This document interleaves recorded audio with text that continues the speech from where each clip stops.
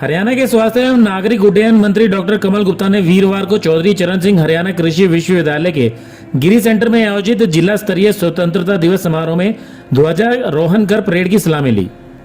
साथ ही उन्होंने march past करने वाली टुकड़ियों का निरीक्षण भी किया। इससे पहले कैबिनेट मंत्री ने लघु सचिवालय परिसर के समीप शहीद स्मारक पर देश की आजादी के लिए अपने प्राणों को न्यौछावर करने वाले तथा आजादी के पश्चात राष्ट्र की एकता एवं अखंडता को बनाए रखने के लिए अपनी शहादत देने वाले वीर सैनिकों को पुष्प चक्र अर्पित कर भावभीनी श्रद्धांजलि दी।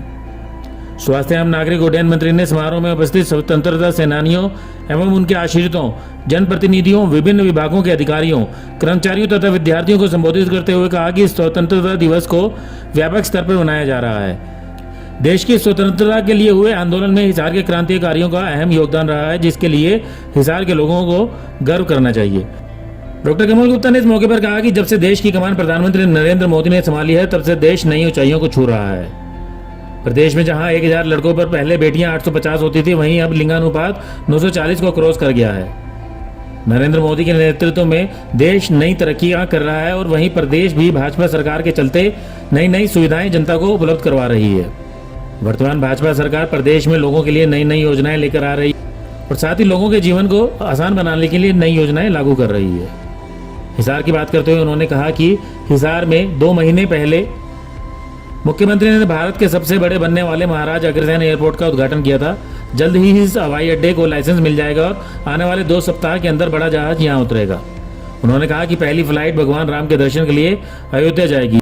यह हिसार की जनता के लिए गर्व की बात है। मैं हिसार की बात करूं तो हिसार की आजादी से लेकर अब तक हिसार को कनेक्टिविटी नहीं मिली थी, ना तो रोड से, ना रेल से और ना हवाई जहाज से। आज बड़े गौरव की बात है कि 2 महीने पहले इस प्रदेश के यशस्वी मुख्यमंत्री ने काफी चीजें जो एयरपोर्ट थी उन पर उनका उद्घाटन किया और उसी समय हमने देश में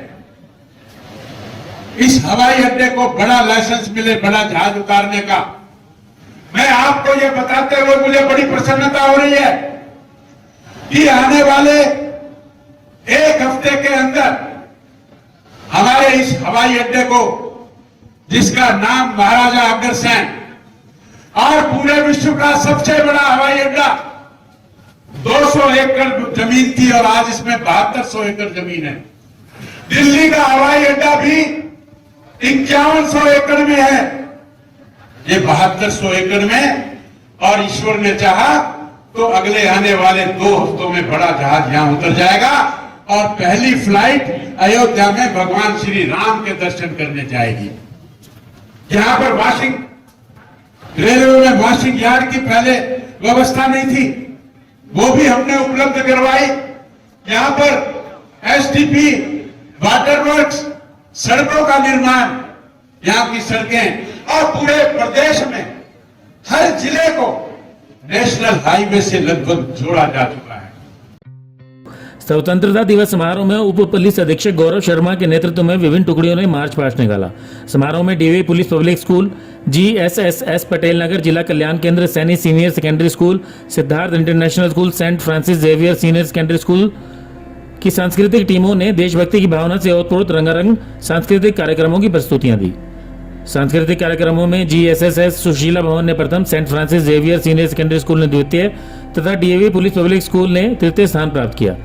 मार्च पास्ट करने वाली टुकड़ियों में जिला महिला पुलिस की टुकड़ी प्रथम, स्काउट गाइड गर्ल्स की टुकड़ी द्वितीय तथा एनएससी बॉयज ने तृतीय स्थान प्राप्त किया। समारोह में स्वतंत्रता सेनानियों एवं उनके आश्रितों, विभिन्न विभागों में उत्कृष्ट कार्य करने वाले अधिकारियों एवं कर्मचारियों को प्रशंसा पत्र देकर सम्मानित भी किया गया। ब्यूरो रिपोर्ट, नई ताजा न्यूज, हिसार।